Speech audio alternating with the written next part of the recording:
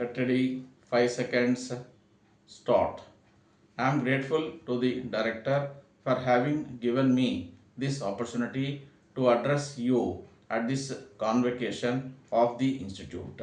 The convocation has a special significance as it is being held when the institute has completed 30 years of its existence. It has, in this period, become a center of excellence and has made a very significant contribution in changing the management practices in India. This is an important occasion in the career of those of you who are graduating from this institute today. I am happy to share in you joy and excitement as you start your journey into the world and into the future with its immense challenges. I hope that the rigorous training that you have undergone here will be fruitfully used wherever you go to work and will help in the country's development. You will be among the very first batch to enter upon your careers in the new economic conditions that we are seeking to create. I need hardly remind you that the world is quite different from the classroom. We look we look to you, however, to take us with confidence and strength into the new century. Para, in spite of the fact that there should be changes in the practices of the management with the changing economic scene. We should not forget at the same time that the methods that we adopt would have to conform to our traditions and culture. They must be adapted to take into consideration the characteristics of our trade and industry and above all our society. There must be no mechanical application, and we must remember that we too have had a long and ancient tradition of economic inquiry, trade, and enterprise. We must make use of our strengths suitably modified to fit into present circumstances so that our modern management theories are compatible with our conditions and our genius. When we are able to create our own brand of management best suited to our needs, we will succeed in raising Indian industry more rapidly to the same league as that of major industrialized countries of the world. Para, in the initial stages of our development, we relied more on planned growth with the intention of building up a strong infrastructural base for our industry and rapid expansion of core sectors. This policy did help in giving India large and varied industrial base, a skilled labor force, and a vast army of scientists, managers, and technocrats. But our institutions, which were built to solve problems, became problems in themselves.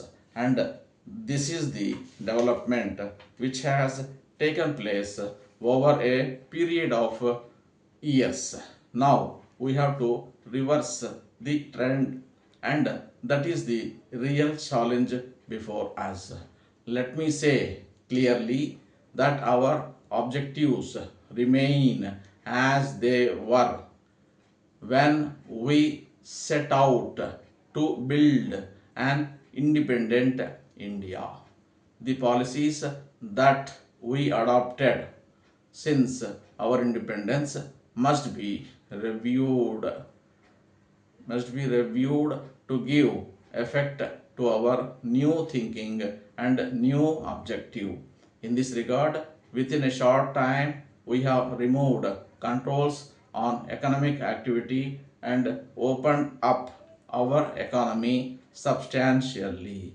The pace of the reform had therefore been affected by the necessity to bring about stability, while inflation has been brought under control and stability restored to the balance of payments.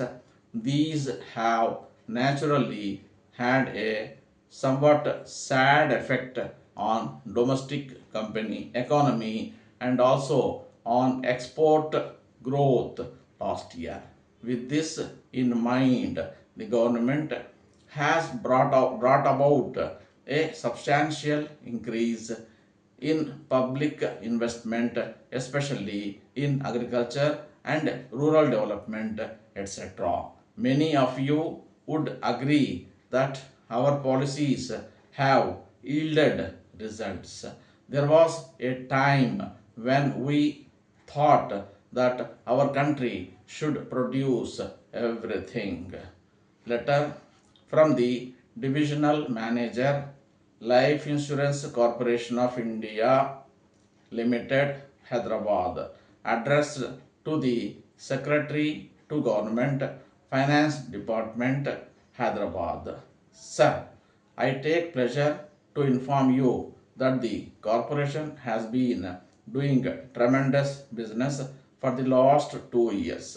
The profits for the current year have a twofold rise when compared to the previous year, while at the same time the sales witnessed a rise of 50%. This high performance prompted us to look for a number of new schemes which will be introduced in the second half of the next year. The tragedy that struck in one of the states of the country is immense, and the loss suffered cannot be compensated at any cost. No doubt, assistance in various forms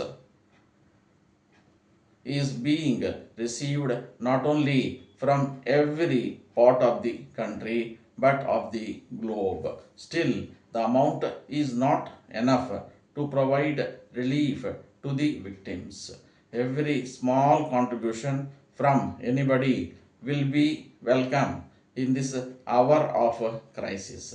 I am very glad to mention in this context that the employees of the corporation too are moved and have extended their helping hand by donating a day's salary to the Chief Minister's Relief Fund. I would like to present the check to the Chief Minister on behalf of the employees. I request that a suitable time and date may please be indicated for the presentation of the check. Yours faithfully, Stop.